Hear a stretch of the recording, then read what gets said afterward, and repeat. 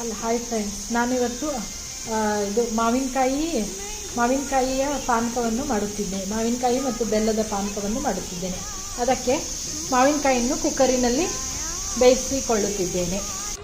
ಮಾವಿನಕಾಯಿ ಈ ರೀತಿಯಾಗಿ ಕುಕ್ಕರಿನಲ್ಲಿ ಬೇಯಿಸಿದ್ದೇನೆ. ಇದನ್ನು ತೆಗೆದು ಇದಕ್ಕೆ ಬೆಲ್ಲ ಮತ್ತು ನೀರು ಮತ್ತು ಸ್ವಲ್ಪ ಏಲಕ್ಕಿ ಪುಡಿಯನ್ನು ಹಾಕಬೇಕು. ಸ್ವಲ್ಪ ಉಪ್ಪನ್ನು ಕೂಡ ಹಾಕಬೇಕು.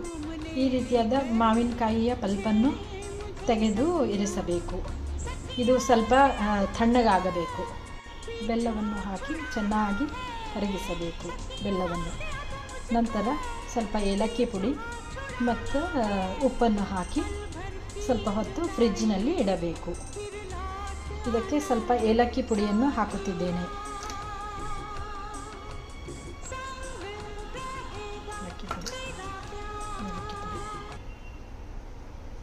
ಏಲಕ್ಕಿ ಪುಡಿಯನ್ನು ಹಾಕಿದ್ದೇನೆ.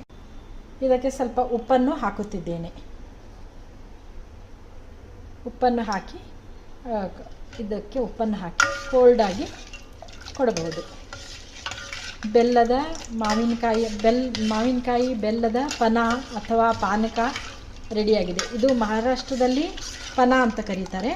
ಕರ್ನಾಟಕದಲ್ಲಿ ಇದನ್ನು ಪಾನಕ ಅಂತ ಕೂಡ ಕರಿಬಹುದು. ಇದು ರಾಮನವಮಿ ದಿವಸ ಕೋಸಂಬರಿ ಜೊತೆಗೆ ಸವಿಯಲು ಸಿದ್ಧ ಮಾಡಬಹುದು ಎಂದು ಹೇಳುತ್ತಿದ್ದೇನೆ.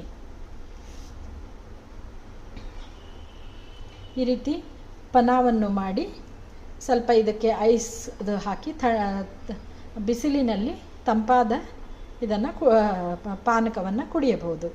ರುಚಿಯಾದ ಮಾವಿನಕಾಯಿಯ ಪಾನಕ ಅಥವಾ ಪನ ರೆಡಿಯಾಗಿದೆ. ಇದನ್ನು ಸ್ವಲ್ಪ ಪುದೀನ ಇದನ್ನು ಇಟ್ಟು ಗಾರ್ನಿಷ್ ಮಾಡಿ ಸರ್ವ್ ಮಾಡಬಹುದು. ಪನ ರೆಡಿಯಾಗಿದೆ.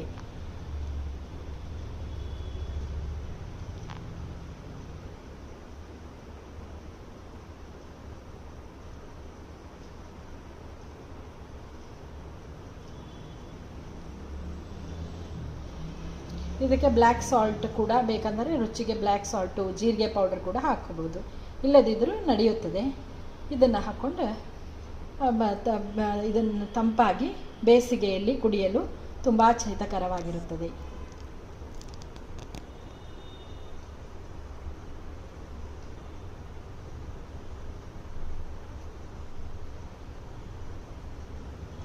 ಪನ ರೆಡಿಯಾಗಿದೆ.